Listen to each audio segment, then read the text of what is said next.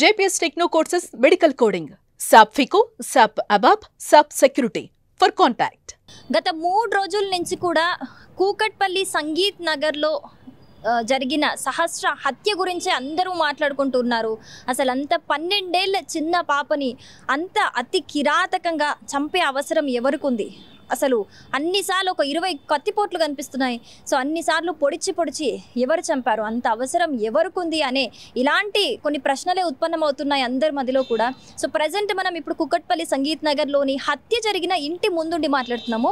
So చూడొచ్చు, ఇదే సహస్ర వాళ్ళ ఇల్లు. అక్కడ ఇల్లు చూడొచ్చు, అది 3rd ఫ్లోర్లో ఉన్న పెంట్ హౌస్. ఇదే బిల్డింగ్ హత్య జరిగింది. సో ఆడ మనం చూడొచ్చు 3rd ఫ్లోర్లో పెంట్ హౌస్, అది 1 BHK ఫ్లాట్ లాగా మనకు కనిపిస్తుంది. సో ఇక్కడ 3 ఫ్లోర్స్ ఉంది ఈ బిల్డింగ్. ఒకవేళ పాప ఆ రోజు ఒక్కతే ఉన్నా వెళ్ళకుండా ఇంట్లో ఒక్కతే ఉన్న సమయంలో జరిగింది ఆ దారుణం.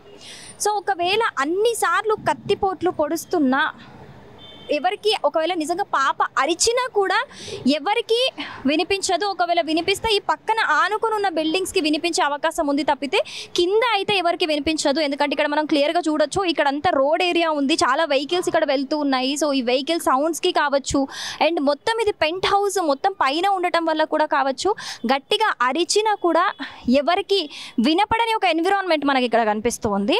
సో ఇక్కడ మనం నేబర్స్ అందరినీ కూడా అడిగి చూసాము, ఎవరికి కూడా ఎలాంటి అరుపు వినపడలేదని చెప్తున్నారు. బట్ పక్కన ఇట్ సైడ్ ఉన్న ఒక ఇంటికి, అంటే ఇంటిని ఆనుకొని ఉన్న ఒక ఇంటికి అయితే పక్కన ఒకరికి డాడీ అని అరుపులు వినిపించినట్లుగా చెప్పారనమాట. బట్ అది ఒక దారుణం. అంటే మధ్యాహ్నం అందరూ పాప హత్యకి గురైంది అని తెలిసిన తర్వాత అందరూ మాట్లాడుకుంటే బయటికి వచ్చిన నిజం.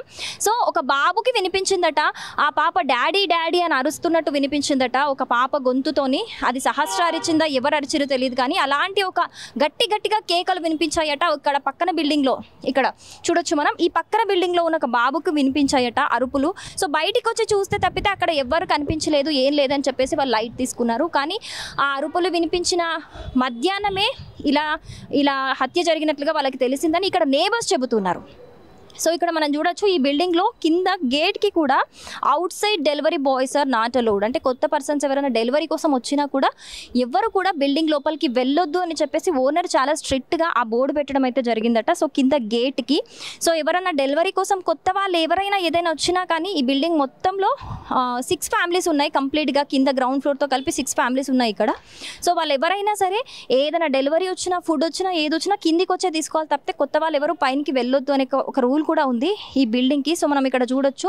అండ్ ఏదైతే చెబుతున్నారో సంజీవ్ రావుని అనుమానితుడిగా తీసుకొని విచారిస్తున్నారు పోలీసులు అని చెప్పేసి, ఆ సంజీవ్ రావు ఫ్యామిలీ అనేది ఇక్కడ 2nd ఫ్లోర్లో ఈ ఇంటిగా మనం చూడొచ్చు. ఏదైతే బ్లూ కలర్ కర్టెన్ ఉందో ఆ కర్టెన్ ఇంట్లో సంజీవరావు ఫ్యామిలీ ఉంటారు.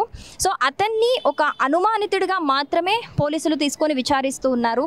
మరి ఏంటి అంటే ఇన్వెస్టిగేట్ చేసిన తర్వాతనే తెలుస్తుంది ఎవరు చేశారు ఇలా అని చెప్పేసి. సో ఇక్కడ మనం చూసుకోవచ్చు, ఇది కార్నర్లో ఉన్న బిల్డింగ్లో ఈ దారుణం జరిగింది. సో ఈ సరౌండింగ్స్లో అయితే ఎక్కడ CCTV ఫుటేజ్ అనేది లేదు. సో అక్కడ 2nd బిల్డింగ్ అంటే కొంచెం క్రాస్లో అక్కడ ఉన్న బిల్డింగ్కి ఒక CCTV ఫుటేజ్ మనకు కనిపిస్తుంది అక్కడ, కానీ అది వర్క్ అవ్వట్లేదు. ఓన్లీ ప్రెజెంట్ మాత్రమే రికార్డ్ అవుతుంది, దానికి ఫుటేజ్ అంటే కంప్లీట్ బ్యాకప్ ఉండదని చెప్తున్నారు. సో లాస్ట్ బిల్డింగ్ అక్కడ మనకి ఏదైతే కరెంట్ పోల్ కమాన్ కనిపిస్తుందో అక్కడ ఒక CCTV ఫుటేజ్ ఉంది. సో అది ఇక్కడ గల్లీ ఎండ్ వరకు కనిపిస్తుంది. అంటే ఎవరైనా కొత్త వాళ్ళు వచ్చినా కూడా ఆ రోజు తెలిసే ఛాన్సెస్ దాంట్లో రికార్డ్ అయి ఉంటాయి. సో దానికి సంబంధించిన CCTV ఫుటేజ్ తీసుకొని పోలీసులు ఇప్పుడు ఇన్వెస్టిగేట్ చేస్తున్నట్టుగా కనిపిస్తుంది. సో ఈ విషయం తెలిసినాక కూడా నేబర్స్ అందరూ కూడా ఒకసారి చెక్ చేశారట, ఆ రోజు ఎవరైనా కొత్త వాళ్ళు వచ్చారా, ఎవరైనా పైకి వెళ్ళారా అని చెప్పేసి కూడా ఇక్కడ నేబర్స్ అందరూ కూడా చెక్ చేశారట. కానీ ఎవ్వరు కూడా కొత్త వాళ్ళు ఈ బిల్డింగ్ దాటి పైకి ఎక్కినట్లు కూడా కనిపించట్లేదు. ఒకవేళ కొత్త వాళ్ళు పైకి వచ్చినా కూడా మనకి ఈ బిల్డింగ్ అయితే లిఫ్ట్ లేదు.